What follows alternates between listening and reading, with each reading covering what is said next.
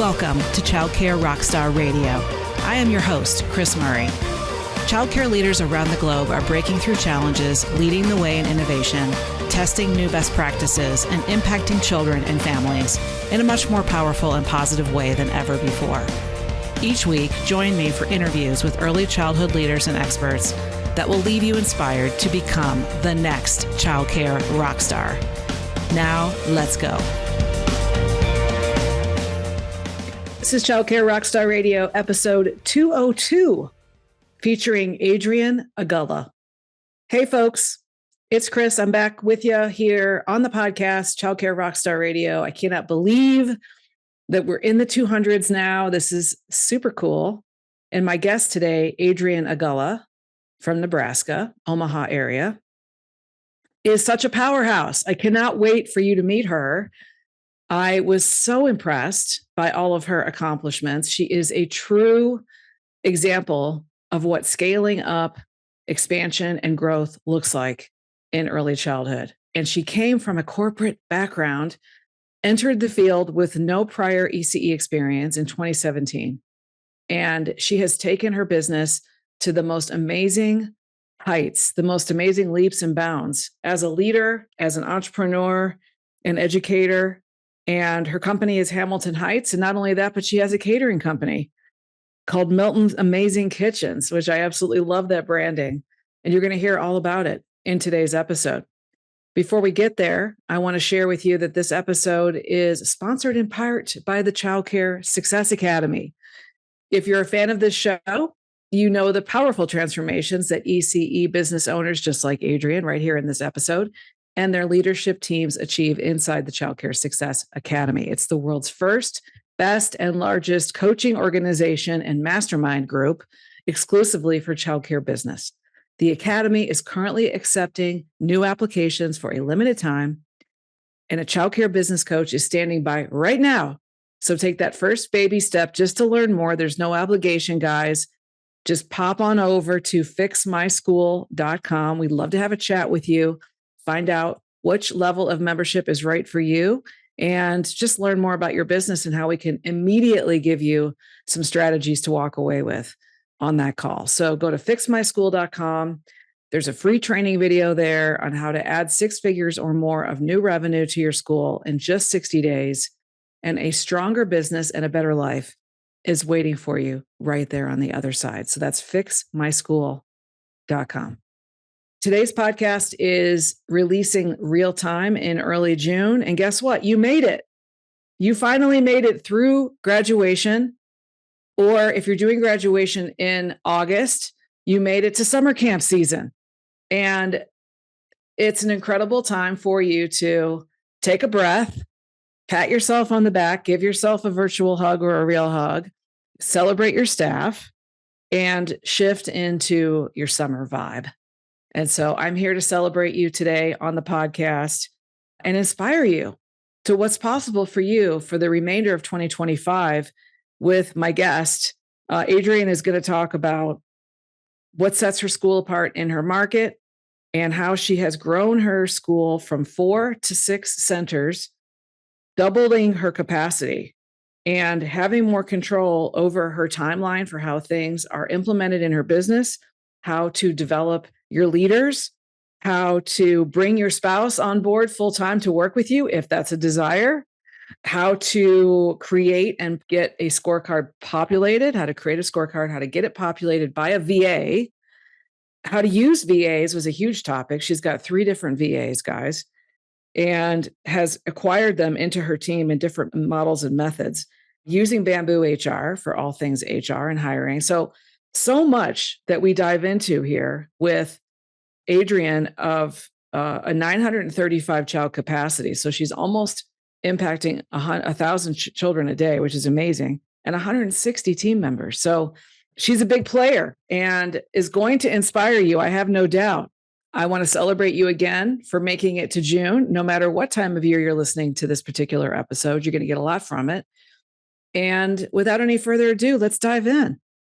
So enjoy it, take notes, do whatever you have to do to write down a few key ideas and a few ahas from every episode if you just take action on what you learn in this podcast, you can change your life. So let's get right to it. Thanks for tuning in and being a listener with me, and let's go.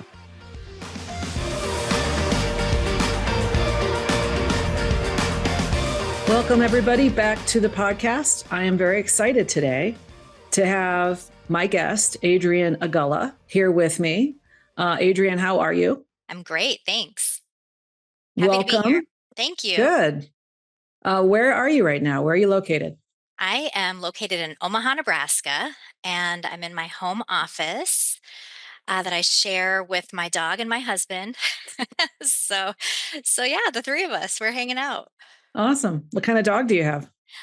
She's a Bichon Poodle mix. Oh, nice. So a fluffy white lover, you know? Yeah, I love that. I love fluffy dogs. Yeah. Tell us about your business, your early learning program. Just tell us more stats about how many locations or the size or anything that you want to share about your brand. Yeah, absolutely. So I own and operate Hamilton Heights Child Development Centers, and we have 6 centers across Nebraska. There are 4 in Omaha, 1 in a exurb of Omaha called Papillion, and then 1 in Lincoln, Nebraska. We were founded in 2003, and I think probably an interesting tidbit for your audience is I'm not the founder. That's rare. That's rare, I think, in this industry. I It is. purchased this as a package of 3 centers in 2017, and then have since added 3 and kind of grown from there. I also own the catering company that serves my centers as well as some other early learning centers in the area, and that is called Milton's Amazing Kitchen. So that's the other hat I wear is the food person. Yeah, so that's we have a combined capacity of 935 kiddos. Ooh, Yeah, we're getting close to that 1,000 mark. yeah. And how many employees do you have? 160. Wow. Awesome. So we're going to definitely talk about scaling your leadership team because that's something that you've done. Yes, and I'm doing every day. Right. That's something that requires constant pressure. Right. Okay, cool. What are you proud about that sets your schools apart in your marketplace? What makes you Yeah. different?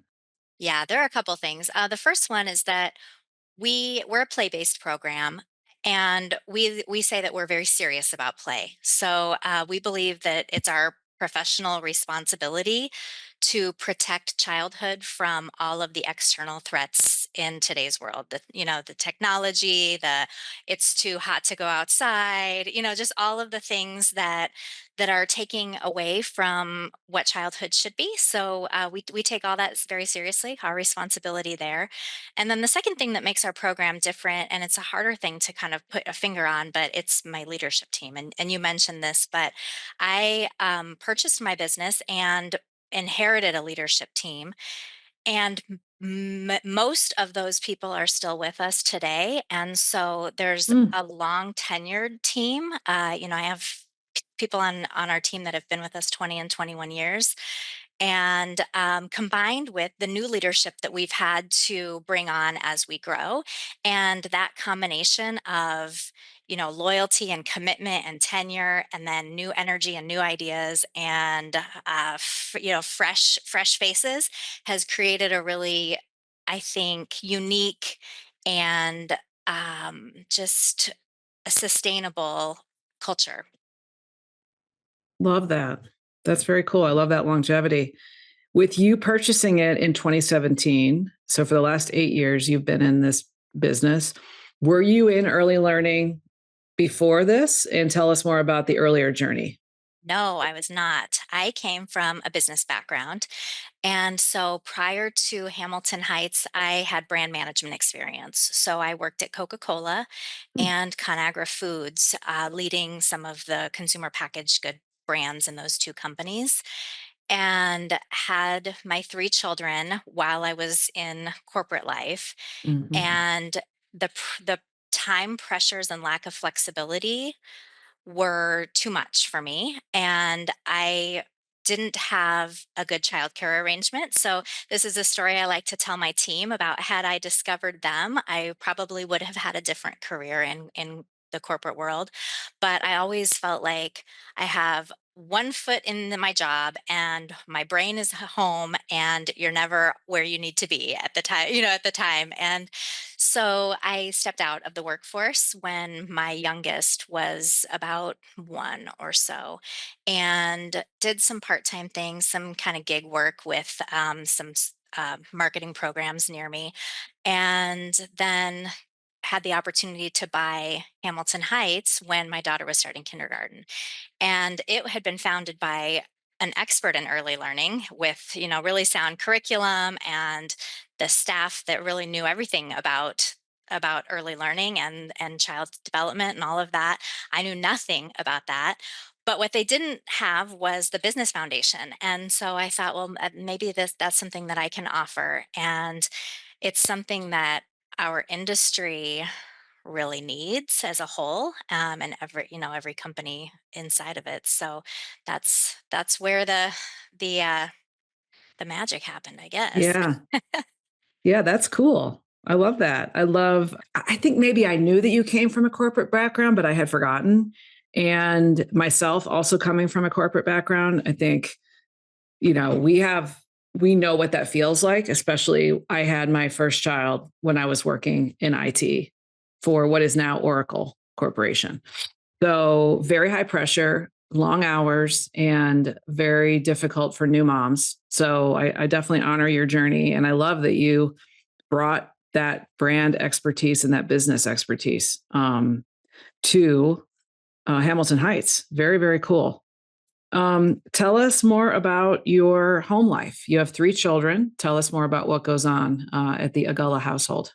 Yeah, it's different every day. Yeah, I have 3 children. The oldest is in college. He's studying at University of Virginia, and so he just got home for the summer last week. Finished his first year there.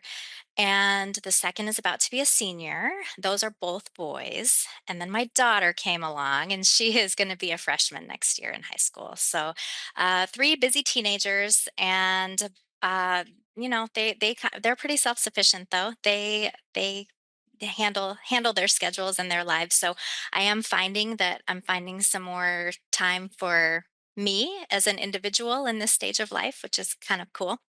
Yeah, that's great. And what do you like to do in your spare time? What are your interests, personal interests? Yeah, that's a good question. When Or do you not have any time right now? it's a long-standing debate in my house about whether beverages can count as a hobby or not.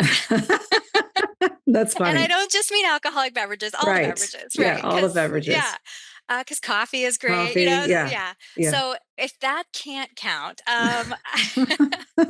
I like to play pickleball. I play pickleball with some friends and with my husband and family a couple times a week. I love to be outside. It's like the simple things about just, taking walks through the neighborhood, that sort of thing. We've lived in the Mhm. same house for about 20 years. And so we're pretty close with all of our neighbors. So just, hanging out on the block, that kind of thing is, Nice. yeah. Fun. What is a fun fact about you that not that many people know? Ooh, this one is a tough one. Let's see. I guess I can be kind of impulsive, I guess. I know a lot of people might know that. But an example of this is I had a trip scheduled to Vietnam many years ago when I was in business school. And it sounded more fun to go out the night before than to get ready for the trip. And so I went on a 2-week trip to Vietnam with an empty suitcase and try, Wow. tried to purchase my outfits there because I had heard that it was a wonderful place to do that, except that the people were half my size. And Ah, so I spent a lot of time that trip being told, like, ma'am, we have big sizes for you, like my come in, come God. in, and trying to come up with the wardrobe that would be appropriate for the meetings I had to have. And, Oh my goodness. That's so funny because you're not even that big of a human. So, no, but yeah, comparatively, that's awesome. yeah. Wow, I love that. I love knowing about your impulsive side and your adventurous side. That speaks to quite the adventurous one. So I love that. Very, very cool. So a lady after my own heart. Talk about how your business has changed and being in the Childcare Success Academy and you've been with us for I don't know, 5 years. 4 or 5 years, Yeah, something like yeah, I that. think 5, yep. And you're in the highest level in the Empire membership. And so, how has your business changed, over the past 5 years since COVID? But more importantly, things that you've implemented that have been game changers for you. Just talk a little bit about those big shifts that you. Yeah, absolutely. So I think starting at the foundational level, because we started it at the growth level and worked our way up. I, coming from outside of the industry, did not know what I didn't know. I knew from my background that it was very important to have KPIs, and I knew that I needed to, understand the data and make data driven decisions. What I didn't know is where to find that data, what metrics were important, like how I should be measuring this business, none of that. And it took me a lot of time to figure that out, and I the academy helped with that a lot. Just the fundamentals of, here's what it takes to be successful in this industry. These are some of the benchmarks. This is the focus you should be having, that kind of thing.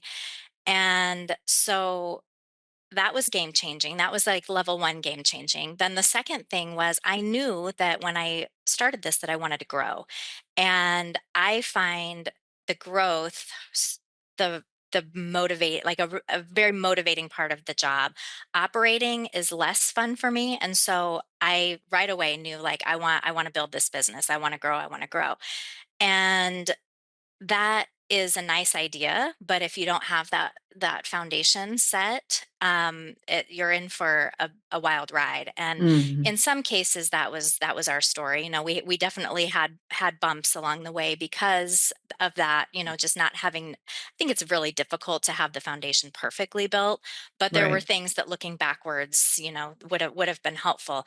But so the second part of our journey in the academy has been all about that, all about growing. So last year in early 2024, we went from 4 to 6 centers in 2 months. So had a new build, a new construction that I had been working on for 4 years. And it just so happened to finish at the exact same time, basically, that a remodeled building that we were working on was finishing. And so it's like, well, we have no choice but to open these two buildings literally on top of each other, back to back. And so Oh, over the course of, 3 months, we went from having 535 spots in our program to 935. It was literally almost doubling. wow. And that taught us all the places that we had weak spots. Like, there's no better way to kind of pressure test than Mhm. that. And so we've been having this really, I think it's in a lot of ways really fun exercise of working backwards again, going back to, okay, we had all of these things figured out for the size of company we were, but those don't work anymore. And now we need, because all of those things depended on me sitting in that seat, or, somebody else sitting, and now I need to operate at a higher level. And so everybody else needs to operate at a higher level. And we need to have more people that can help with some of these support things, and that sort of thing. So that's been a really good exercise. And the people in the Empire room, like in my Mhm. pod and all of that, have been invaluable in that way. Just anytime someone tells me it's like they have a business that's slightly bigger than mine, I'm like, okay, I'm all ears, right? Like, Right. tell me how you're set up, because I need to figure that, I need to emulate that. I need to take what you've done, or where you were 3 years ago, and copy it for myself right now, basically. Yes. Yeah, cool. Yeah, and that's the value of being in the academy and being in the room, in the right-sized room, but also being in a room with bigger players than you. If you wanna grow, is that you get those, that secret sauce, those best practices, which will hopefully help you avoid some pain Yeah. in your growth journey. But speaking of pain, when you went from, when you doubled your capacity and you added those 2 schools on top of each other, is there anything that comes rises to the surface with what you would have done differently when you look back and you could go back in a magic time machine? What what comes to mind in terms of things, something, one or two things you might have definitely done differently? Yeah, that's an excellent question. I think that having more control over the timeline would have helped a lot. And I don't know if that's even possible, right? But Mm, if I get to sketch this out according to my dreams and wishes, then I would have known an opening day 6 months ahead of time so that I could have implemented some of the practices of the pre-opening enrollment building and that kind of thing. We had the opposite situation where we kept thinking we were going to open and then we were delaying and delaying and delaying. And so we got pretty scared to make commitments to families. And so we started essentially from zero when we did open the door, not totally, but mostly. And so that would be one is, figuring out how to take advantage of that lead up time to do the enrollment building. Because mhm. obviously it's way easier to open your doors with 40% full Yes. than 10% full. Right. And then the other thing is, I think just, and I don't think we can do this enough at any stage of the organization, but just leadership development and spending more time on that when I had more time to focus on it. Um, would have been a good idea. It's almost like when you have two kids and you have a third or something where it's like all of a sudden your time is so limited and you wish you would have spent more one-on-one time with the other two while you had it. And I do feel like that. And it's not so much that there were consequences to not. It's just I really enjoy the people on my team and I wish that I had more time to spend working with them on their professional development and their goals and all of that. So Mhm. that's been one kind of thing I didn't realize was going to happen is that I was going to get pulled out to the extent that I have of the day to Mhm. day. Talk a little bit more about the structure of your leadership team. How many people are on your leadership team, and are you? I'm assuming you're the CEO role and or the Yes. visionary role. I mean, so just talk a little bit more about the team itself, how it works together. How often do you guys meet? How have you kind of evolved that structure? Yeah, yeah. So yes, I sit in the visionary role. I also currently sit in the integrator role, which I know is an EOS kind of no, but it's by design for right now. My husband just joined our business in January, so he also has had a separate corporate career up until January, and left that job. And I it was between retirement or work full time with me, and I won. So that was good. So I have some help in that role, but Okay. so we basically split most of the executive functions. So he's responsible for facilities, technology, marketing, and enrollment, and I'm responsible for operations, HR, and finance. And then within operations, we have two regional directors, and each of them is responsible for three schools.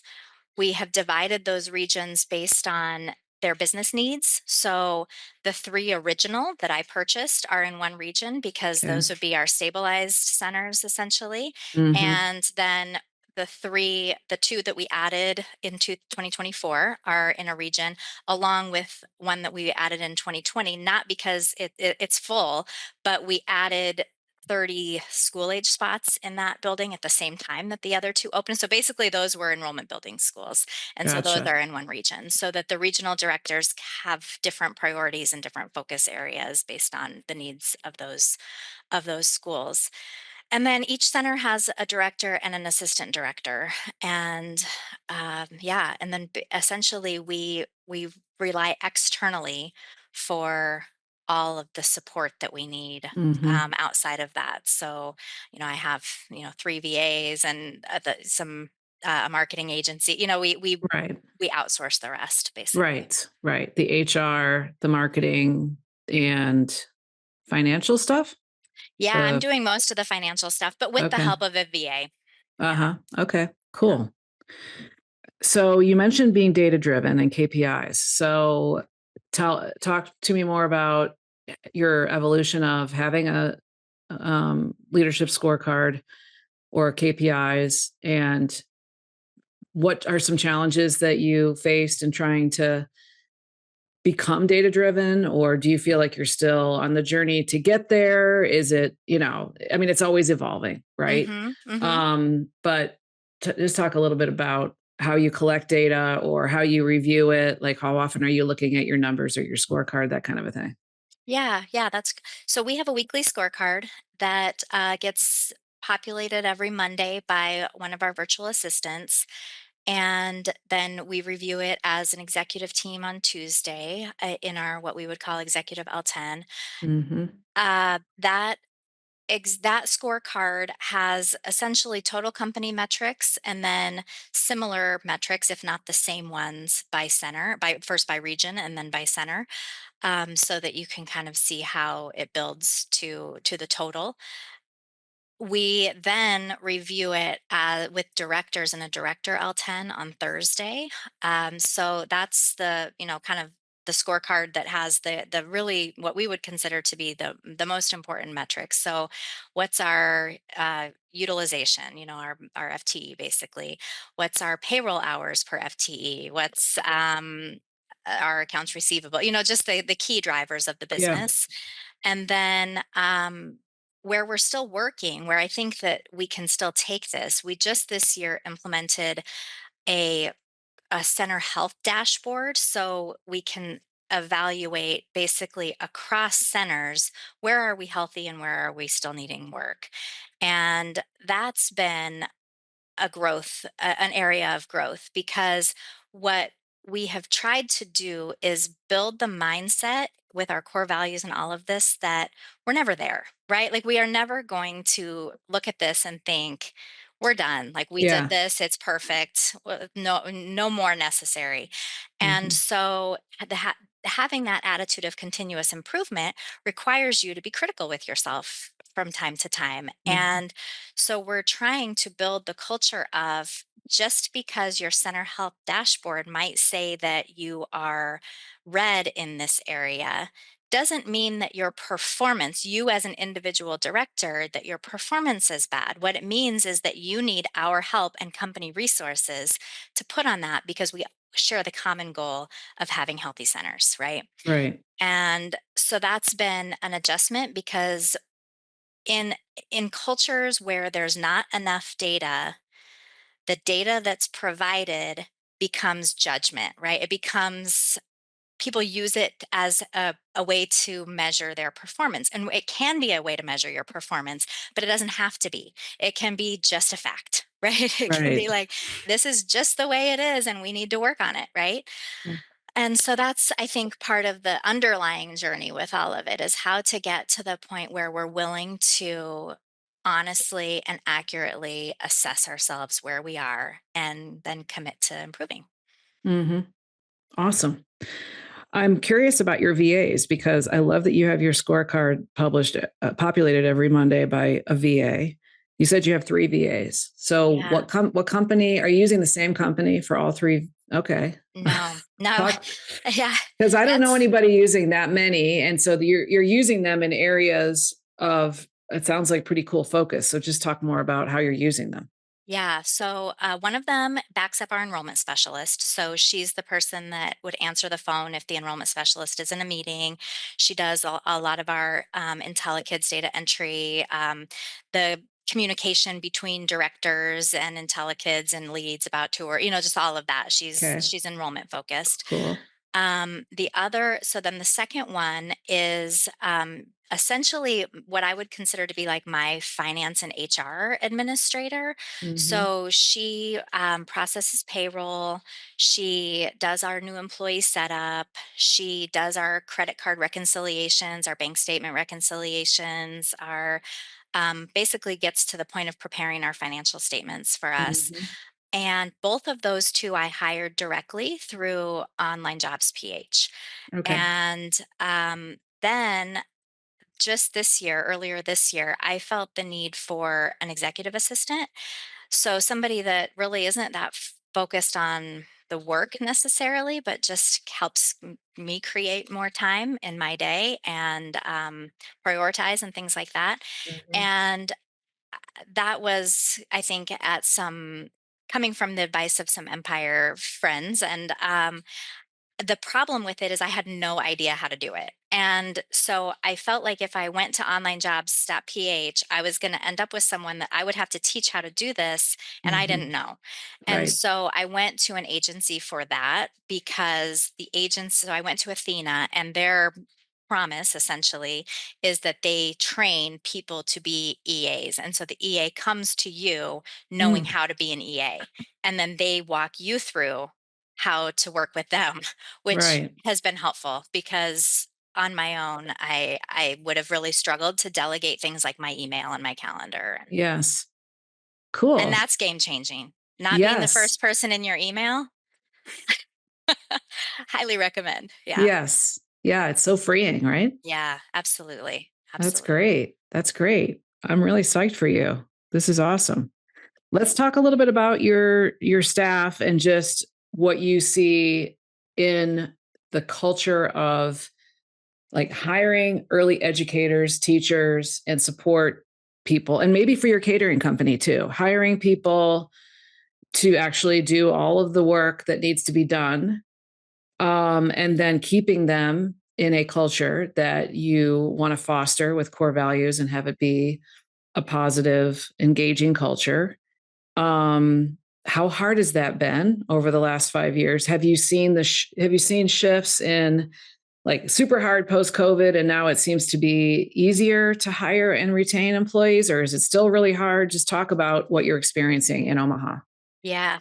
So definitely super hard post COVID. I think that was a universal experience. Yep. And even until I would say 18 months ago, we would have still said super hard. I think, on our scorecard, one of the metrics we track is open positions. And at one point in early 2024, I think we had 14 open positions across what was maybe 100 position. We weren't to Right. 160 at that point. And so we Hmm. had 15% of our teaching positions Hmm. open. Open. And that has improved. I think on our scorecard this week, we have 6.5, and that's out of 160. So, but it's still an issue. And I think that this isn't going away, right? We need to be thinking about this constantly, as how as an industry do we make ourselves attractive to people that haven't considered it, right? Like that could go do something else, that maybe be thinking about going and doing something else, but they just don't know. They don't know how much fun they could have, and they don't know what a rewarding career it could be. And they don't know that every single day they get to pick what they how they spend their time, because they're in charge of that classroom, and some of the benefits that come along with working in this industry. And I think that, there's a lot of great advocacy efforts in our industry, but I think one of the things that's not doing us a lot of service is the constant negative talk about staff in this industry, and how they aren't well paid, and it's a struggle to make a living wage, and it's just all of the just negative talk, really. And Hmm. that's a perception. That's not necessarily reality everywhere. And we've made it become the story. And so I think that's part of what we fight too, right? Is that this isn't, um, it's becoming a career that people won't consider because of some of those preconceptions, right? So in our company, we're trying to stay very focused on we have a leadership vision that is, we are working to create an early learning company that inspires because of the opportunity it creates for staff, families, and children. And so we are just trying to be single-mindedly focused on what that means. What does it mean to create abundant opportunities for our staff, Hmm. from a professional development standpoint, from a wage standpoint, from a benefit standpoint, like, and if we can't do it now, what's the path, right? Like, what's the Right. path to where we can offer those things? And in my opinion, it's possible. It just requires running this business like it's a business, and making some hard choices when it's time to make hard choices, and Hmm. finding efficiencies, and standardizing things where there's benefits to standardize it, just doing Right. all of those things so that you can put your resources in places where it does make a difference, which is for your staff. Yes. Yes. 100%. And I think that that's um, a strategy that a lot of childcare centers that are owned by private individuals who've scaled from 1 to 3 to 5 to 10, wherever you are in that journey.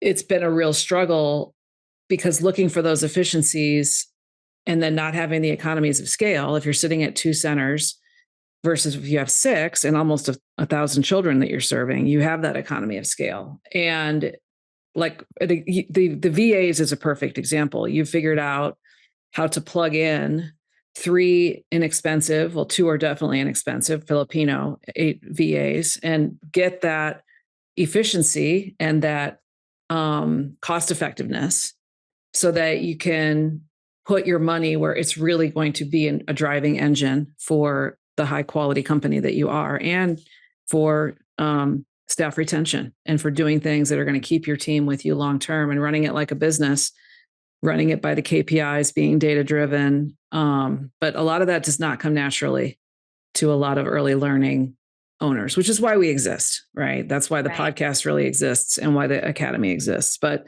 I Yeah, just think 100%.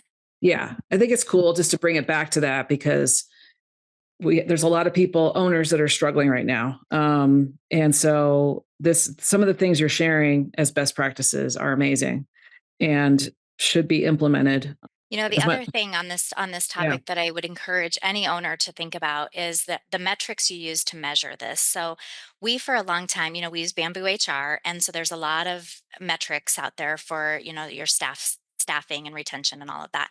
Mm-hmm. And the turnover metric is one that everybody likes to talk about.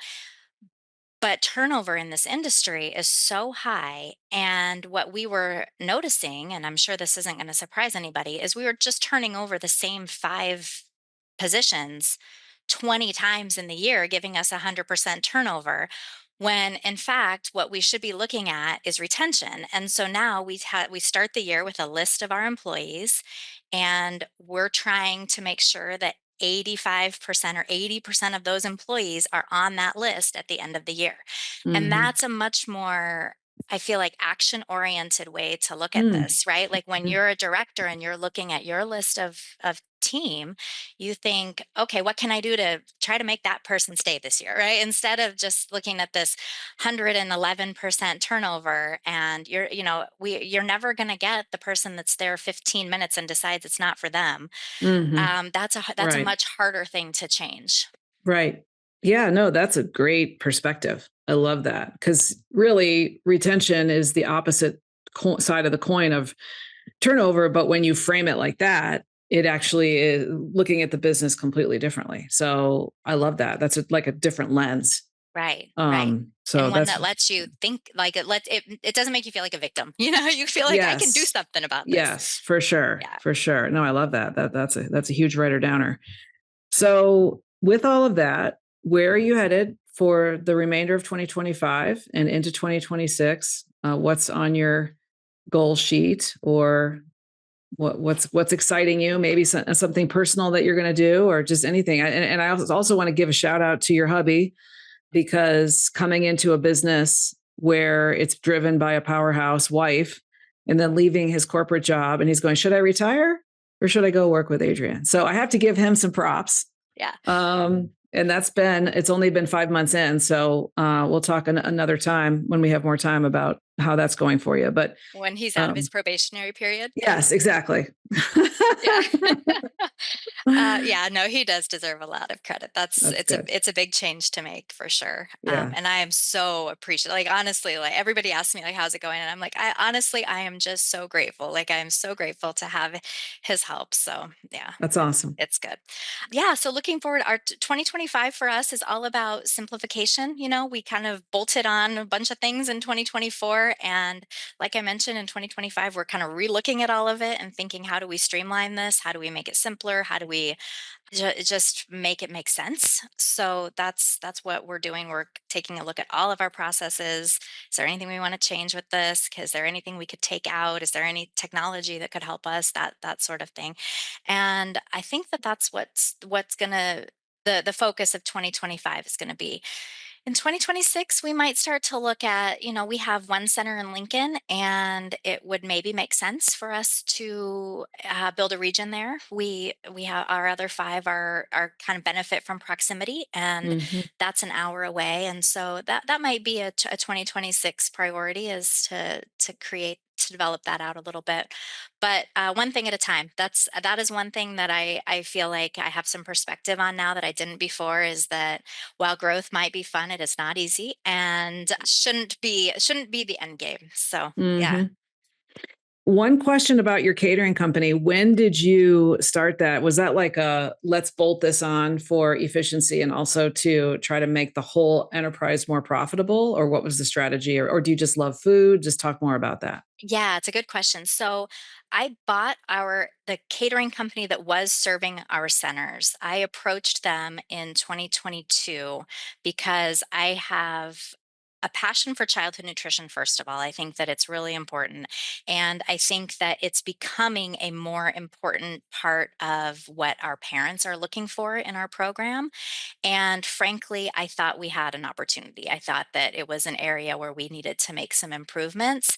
But at that time, coming out of 2021 and into 2022, the cost environment was such that it was really impossible to say, I want to offer better nutrition, because the food costs were, at the same time escalating so quickly that we had to come up with a creative way to do it. And so that was when I approached them. I thought, well, maybe if I can control the value chain, all, from start to finish here, I can accomplish this objective without adding a ton of cost to it. Right. So that was what prompted that. I also think that, and I still think that there's just so much opportunity there, and that gets my entrepreneurial spirit a little jazzed up. But Right. like, for example, we just started in one of our locations testing the idea of take-home meals for parents to pick up at the end of the day. So, come pick up your kid, and you can also add on a tray of beef enchiladas to bring home with you, that kind of thing. Right.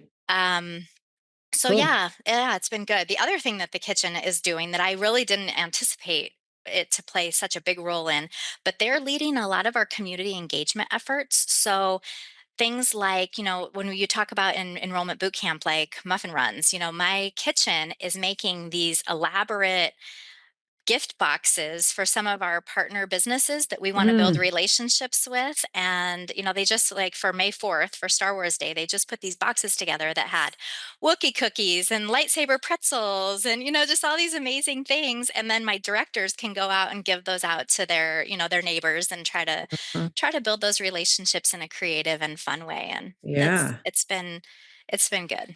That's great marketing. I love that. That's fantastic. Very, very cool. Yeah. Well, Adrianne, you are the true definition of an education entrepreneur. And I'm really happy to have you here on the Thank you. podcast. Thank you. And It's thank you for about everything them. that your team has done for us over the years. We really have benefited from our relationship. So You're welcome. Yeah, it's very inspiring, everything that you're doing and your growth, and looking forward to seeing more as you continue your journey. So very, very cool. Thank you so much for being here. And any other final thoughts to share? I guess give your website, and so people can go and check you out, and any social handles or anything else you want to give for how people yeah, can find you.